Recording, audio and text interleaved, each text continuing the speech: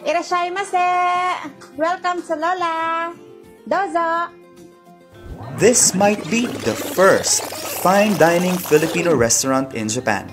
Let's go! Located just a minute away from Ushiku Station, offers a unique dining experience with authentic Filipino cuisine,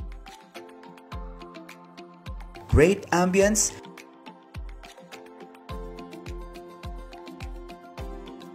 and a taste of Filipino hospitality.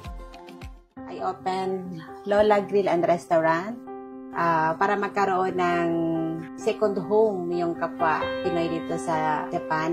Like yung katulad ko na resident o OFW, para magkaroon sila ng restaurant na magiging proud sila na kahit sino madadala nila dito without hesitation. Our goal talaga is to have a restaurant that every Filipino can be proud of.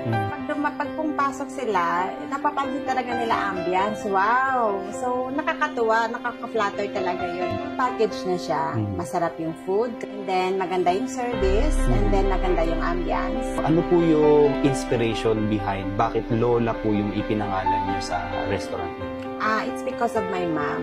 Yung sacrifices niya, ng sakripisyo niya sa amin, yung hirap. Yun yung love ko sa mama ko, kaya pinangalan ko siyang Lola Grill and Restaurant. Kasi yung pagmamahal ni mama sa apo niya, sa amin, sa anak ko, talagang unconditional. Kaya pinangalanan ko yung Lola dahil sa mama ko. We're open from 11 to 3, 5 p.m. to 10 p.m. and we are off on every Monday.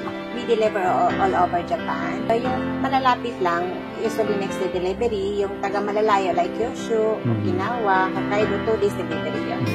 Taste the difference and step into a whole new level of Filipino dining only at Lola Grill and Restaurant.